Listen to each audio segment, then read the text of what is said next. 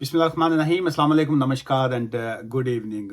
आज का जो हमारा इमिग्रेशन टॉपिक है जी, जिस पे मैं आपको इंफॉर्मेशन और नॉलेज देना चाह रहा हूँ, वो है जी एक्सेप्शनल सर्कमस्टांसिस जो हैं वो क्या होते हैं, और इसके अलावा जो अनजस्टिफाइबल हार्श कॉन्सिक्वेंसेस हैं वो क्या होते हैं। जब बहुत सी ऐसी एप्लीकेशंस जो आप चाहे आप कोई सी भी एक एप्लीकेशन लेट्स से अगर आप फाइल कर रहे हैं, चाहे वो विजिटर वीज़ा की है या आप पार्टनर वीज़ा रूट पे एप्लीकेशन फाइल कर रहे हैं, या आप आउटसाइड दी कंट्री जो है आप फैमिली को ज्वाइन करने के लिए एप्लीकेशन फाइल कर रहे हैं, आप फैमिली रीयूनियन की एप्लीकेशन फाइल करते हैं, जिसमें जैसे बहुत से असाइलम सीकर जो हैं जब उनको रेफ्यूजी स्टेटस मिल जाता है तो उसके बाद वो चाहते हैं कि जी उनकी फैमिली जो है वो उनको ज्वाइन कर ले। तो क्या वो तमाम ऐसी एप्लीकेशन जो है जैसे पार्टनर वीज़ा रूट है, ये जो 2 इयर्स या 3 इयर्स बेस के ऊपर जो आपका रिलेशनशिप की बेस के ऊपर जब आप केस फाइल करते हैं, सो क्या हर केस में जो है कोई ऐसे एक्सेप्शनल सर्कमस्टांसिस होते हैं? देन आई पर्सनली थिंक कि बहुत से केसेस में जो है वो एक्सेप्शनल सर्कमस्टांसिस होते हैं। बहुत से केसेस ऐसे हैं जिसमें लेट्स से अगर एक असाइलम सीकर है और वो उस असाइलम सीकर ने अब स्पाउस का वीज़ा वो डाल रहा है या वो पार्टनर वीज़ा रूट के ऊपर एप्लीकेशन फाइल करना चाह रहा है, तो क्या होम ऑफिस जो है उसकी एप्लीकेशन को एक्सेप्ट करेगा?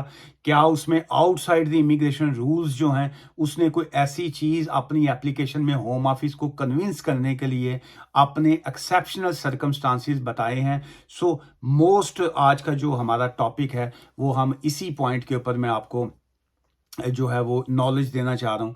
चूँकि जितनी ह्यूमन राइट्स एप्लीकेशंस होती हैं, जितनी असाइलम एप्लीकेशंस होती हैं या कोई सी भी एप्लीकेशन होती है, सो उसमें जो ज़्यादातर तवज्जो होती है वो रूल्स के ऊपर जाती है। तो क्या तमाम जो रूल्स हैं वो आपकी एप्लीकेशन को एक्सेप्टेंस की तरफ लेके जाते हैं? Obviously you have to follow the rules, चाहे कोई इमिग्रेशन वकील हो या होम ऑफिस का अपना डिपार्टमेंट हो या उनके केस वर्कर्स हों, is no doubt they have to follow immigration rules. जो है कोई भी जो कानून है उसके बगैर जो है वो कोई चीज़ चल सकती। लेकिन क्या उस कानून के साथ साथ जो है आपके ये जो ECHR जिसको कहते हैं, European convention on human rights जो हैं, क्या आपके हर एप्लीकेशन में ह्यूमन राइट्स इन्वॉल्व होते हैं? Then the answer is absolutely yes. आपकी हर एप्लीकेशन में ह्यूमन राइट्स इन्वॉल्व होते हैं, लेकिन आपकी ये ड्यूटी बनती है या आपके वकील की ये ड्यूटी बनती है कि वो आपके जो ह्यूमन राइट्स हैं उनको वो एक्सप्लेन करें या उनको बताएं कि अगर ये आपकी एप्लीकेशन जो है वो रिजेक्ट होती है या वो इसको रिजेक्ट करते हैं तो आपका कौन सा ऐसा ह्यूमन राइट्स है जिसकी वायलेशन जो है वो हो सकती है। सो 2 थिंग्स इसमें आएंगी। Number 1, exceptional circumstances. एक होता है सर्कमस्टांसिस कि आपके हालात क्या हैं, आपके सर्कमस्टांसिस क्या हैं। सेकंड ये आता है कि एक्सेप्शनल क्या है, कि समथिंग डिफरेंट क्या है, हटके क्या है जो आपको एक्सेप्शनल, क्या ऐसी वजह है कि जी के आपको ये एप्लीकेशन जो है इनसाइड दी कंट्री करना पड़ी, जबकि रूल्स ये कहते हैं कि you must go outside the country and you must जो है प्रॉपर तरीके से रूल्स के मुताबिक एप्लीकेशन फाइल करें। क्यों आप एप्लीकेशन जो है आउटसाइड दी इमिग्रेशन रूल्स जो है on the basis of exceptional circumstances जो है वो एप्लीकेशन आप फाइल कर रहे हैं? एक तो ये पॉइंट आ जाता है जिसको कहते हैं जी एक्सेप्शनल सर्कमस्टांसिस। एंड अगर हम उसको दूसरी तरफ इसके पॉइंट में आए तो क्या ये एक एक वर्ड होता है जस्टिफाई, क्या आप उसको जस्टिफाई कर पा रहे हैं?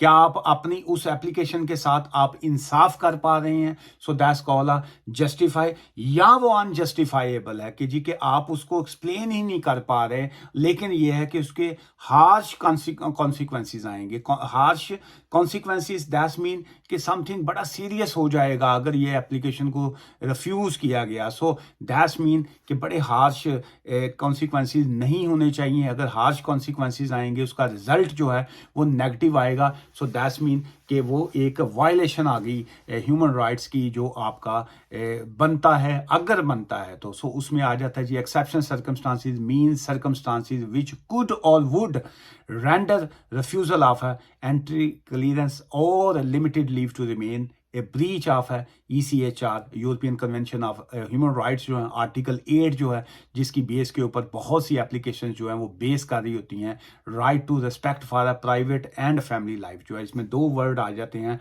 Right to respect for a private and family life. Private family life में वो लोग आ जाते हैं जो इंडिपेंडेंटली, जो अकेले रह रहे होते हैं, जिन्होंने बहुत टाइम यहाँ पे गुजार लिया होता है, and they have their own personal life जो है यूके के अंदर, जिनकी टाइज जो हैं वो स्ट्रांग हो चुकी होती हैं, महल्लेदार आपके हो जाते हैं, आपके दोस्त बन जाते हैं। अगर आपके बच्चे हैं तो आप वहाँ पे स्कूलों में, यूनिवर्सिटी में, कॉलेजेस में बच्चों को लेके जा रहे हैं। सो आपका जो हल्का अहबाब है, जो आपका जो ग्रुप है, वो यहाँ पे आपकी टाइज उसी को कहते हैं कि जी कि आप कि कितने लेवल की वो स्ट्रांग हो चुकी हुई हैं। और उसके बाद फैमिली लाइफ आ जाती है।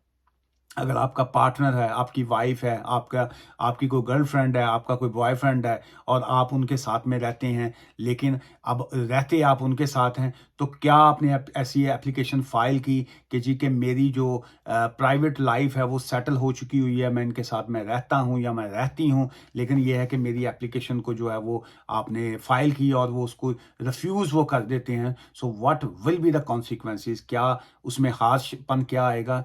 क्या आप एक ही चार दीवारी में जब इकट्ठे रहते थे, अब आपकी एप्लीकेशन रिफ्यूज़ होगी तो क्या करेंगे? आप बैक होम जाते हैं तो फिर वहाँ पे कितना अर्सा आपको रहना पड़ता है? आपकी जो मेंटली जो स्ट्रेस है उसके ऊपर कितना असर पड़ेगा? आपका जो पार्टनर है उसकी लाइफ के ऊपर कितना असर पड़ेगा? क्या अगर आपके बच्चे हैं तो फिर उनकी सेहत के ऊपर, उनकी क्वालिफिकेशन के ऊपर, उनकी एजुकेशन के ऊपर, आपके घर के माहौल के अंदर जो है वो कितना जो है वो फ़र्क पड़ सकता है? एक फैमिली यूनिट जो है उसको ब्रेक होगा, वो टूटेगा अगर, तो एक घर जो है उसमें कितना इश्यूज आएंगे कि जी कि अगर इस तरह की वायलेशन जो है वो होती है जी। अच्छा, फिर उसके बाद आ जाता है जी, इसी पॉइंट को अगर हम सेकंड इसके पैरा की तरफ जाते हैं, सो हार्श कॉन्सिक्वेंसेस ये आ जाते हैं कि जी harsh consequences for another family member whose article 8 right it is evident के जी के उनकी रिफ्यूज़ल के बाद जो है एक बच्चे सफ़र करेंगे। क्या आपकी एप्लीकेशन रिफ्यूज़ल के बाद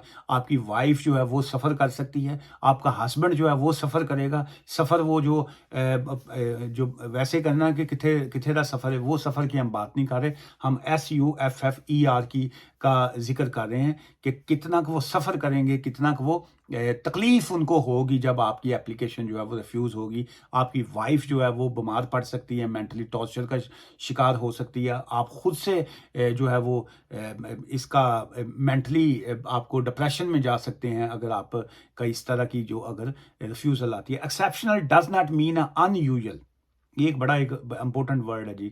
अनयूजुअल और यूनिक जो है, अनयूजुअल वो चीज़ है कि एक बंदे को बैठे बैठे जो है उसकी लाइफ में एक बोंचाल आ गया, उसकी लाइफ में एक जो है वो गड़बड़ हो गई कि बैठे बैठे एक अच्छी स्मूथ लाइफ चल रही है जी, हम मियाँ बीवी साथ में इकट्ठे रह रहे हैं, हम एज अ पार्टनर इकट्ठे रह रहे हैं, लेकिन हमने एप्लीकेशन फाइल की कि जी कि now we want to stay permanently together, अब हम इकट्ठे हमेशा के लिए साथ में रहना चाहते हैं, हमें वीज़ा दे दिया जाए, हमें परमिशन टू वर्क दे दी जाए, हमें काम की इजाज़त मिले, हम काम करेंगे, हम टैक्स पे करेंगे, हमारे पास वीज़ा होगा, हम ट्रैवल कर सकते हैं, एक आज़ादाना जो है, एक जेल से निकल के जो है हम घूम सकते हैं, कहीं बाहर जा सकते हैं। जब हम लोगों को देखते हैं कि उनकी फैमिलीज़, उनके बच्चे जो हैं वो कोई हॉलीडे पे जा रहा है, कोई टर्की जा रहा है, कोई किसी तरफ जा रहा है, लेकिन हम कई कई सालों से जो है यहाँ पे इस केस की वजह से जो है वो निकल नहीं पाते हैं, चूँकि ट्रैवल अलाउ नहीं है। तो क्या अब वो क्रिमिनल नहीं है? अगर किसी का कोई क्रिमिनल केस नहीं है, अगर क्रिमिनल केस है सो ऑब्वियसली वो उनको they have to face for their criminality जो है, लेकिन उसको फेस करें। लेकिन अगर एक आम आदमी है जो एक लाइफ को एस्टेब्लिश करना चाह रहा है और उसमें किसी को नुकसान नहीं वो दे रहा है, so in the larger capacity में अगर हम देखेंगे, so in the best interest for the public जो है, उसके लिए ये है कि किसी का घर जो है वो ना टूटे और वो हैप्पीली जो है वो साथ में इकट्ठे रह सकें। सो इसके बाद एक और बड़ा एक इम्पोर्टेंट इसमें पॉइंट आ जाता है जी कि अनजस्टिफाइबल हार्श कॉन्सिक्वेंसेस जो है, उसकी हार्श आउटकम अगर आती है और उसके बाद जो है the applicant and their family which is not justified by the public interest. जो है पब्लिक इंटरेस्ट वो होता है जो लार्जर कैपेसिटी में होता है, जिसमें बहुत से लोग इफेक्ट करते हैं।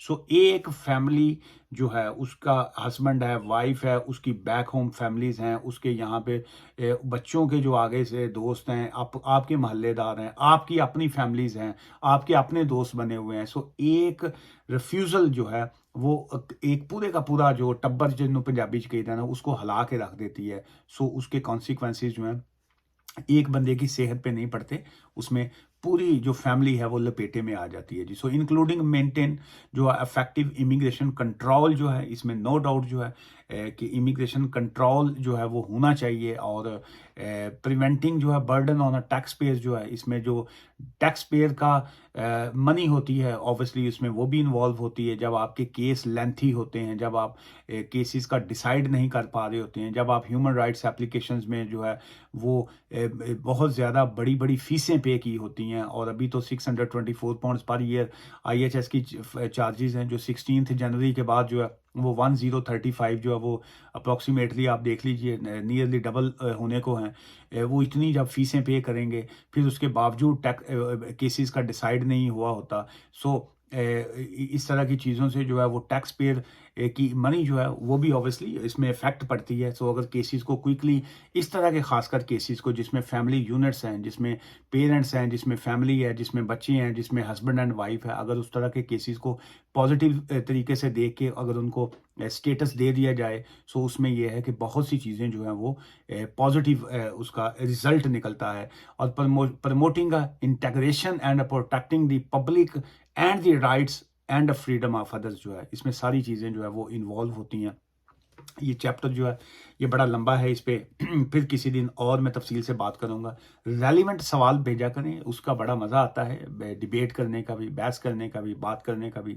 सवाल जड़ा होता है कोई होता है, जवाब आप नीचे कुछ और पूछ लेते हैं। सो वो जो असल मेथड होता है एजुकेशन का वो ख़त्म हो जाता है। So exceptional circumstances and unjustifiable harsh consequences में ये है कि आपकी कोई सी भी अगर एप्लीकेशन है तो उसमें अपने ह्यूमन राइट्स जो हैं वो उसको लाजमी ऐड किया करें, ताकि आपकी वहाँ पे वायलेशन ना हो और ह्यूमन राइट्स की बेस के ऊपर आपको कोई ना कोई जो है पॉजिटिव उसका रिजल्ट आना चाहिए।